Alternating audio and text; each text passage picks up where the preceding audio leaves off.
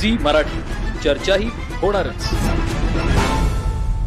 रायबाग तालुक्यातील सुक्षेत्र चिंचली मायाक्का देवीच्या जत्रोत्सवानिमित्त यावर्षी अन्नदान सोहळा स्वामीजींचं निधन झालं असला तरी स्वामीजींच्या पश्चात बंडीगणी मठाच्या वतीने भाविकांसाठी पंचपक्वान्न भोजनाची विशेष व्यवस्था करण्यात आली होती.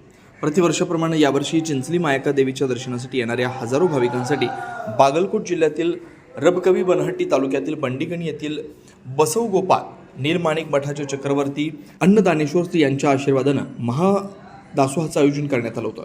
या महाप्रसादामध्ये हुग्गी, जिलेबी, भजी, पांढरा भात, मसाला भात, सांबार आणि वांग्याची भाजी असं विविध चविष्ट पदार्थांचा समावेश होता. हजारो भाविकांनी या महाप्रसादाचा लाभ घेऊन समाधान व्यक्त केलं.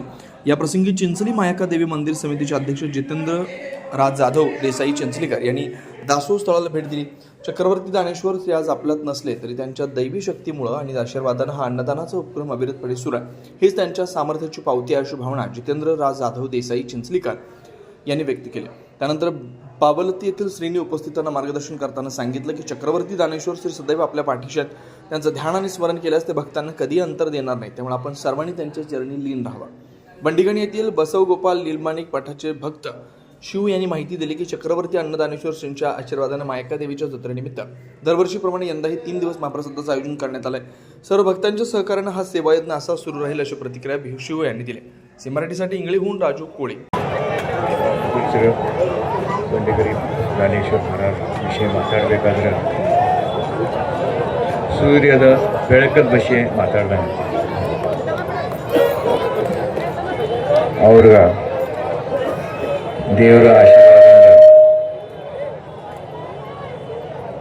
ಇದೇನು ಅದ್ಭುತ ಕಾರ್ಯಕ್ರಮ ಚಾಲೂ ಮಾಡಿದವರು.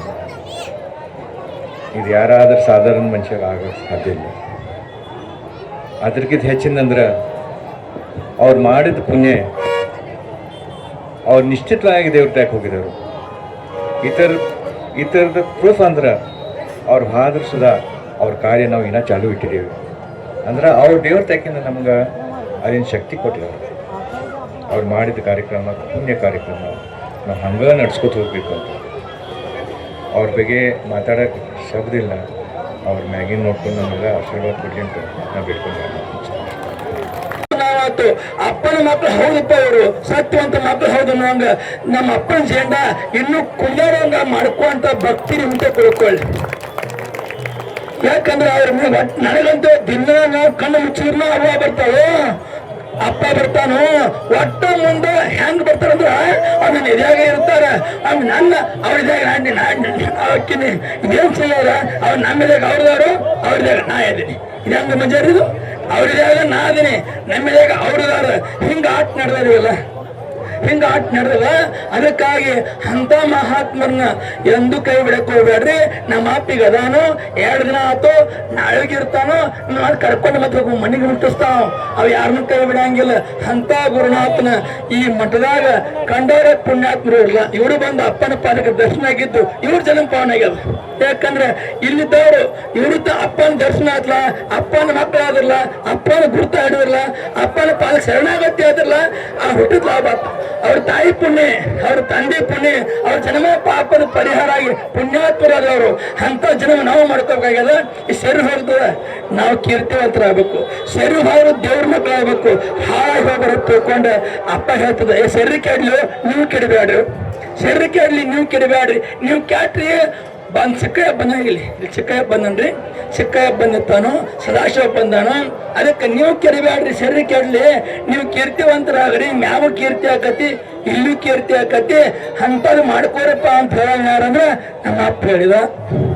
ಅಂತ ಅಪ್ಪನ ಕಳ್ಕೊಂಡು ನೀವು ಆಡ್ರಿ, ಅವಿದ್ದ ಇರ್ತಾನೋ ಅವ್ನ ಧನ ಮಾಡೋದು ತಿಳ್ಕೊಂಡು 4 ಮಾತು ಅಪ್ಪನ ಪದಕ ಬರ್ತಾ ಇದೆ.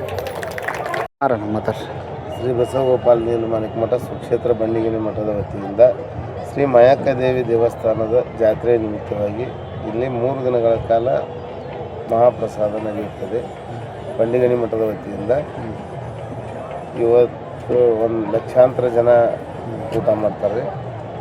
ಮುಂದೆ ಇಲ್ಲಿ ಹಾಲುಕ್ಕಿ, ಹೋಳಿಗೆ, ಕಡಬ, ಜಿಲೇಬಿ, ಬುಂದೇರಿ, ಮಸಾಲೆ ರೈಸು, ಬಿಳಿ ಅನ್ನ, ಸಾಂಬಾರ, ಶಿರಾ, ಬಜ್ಜಿ, ಕಾಯಿಪಲ್ಲೆ ಇಷ್ಟು ಥರ ಎಲ್ಲ ಭಕ್ತರಿಗೆ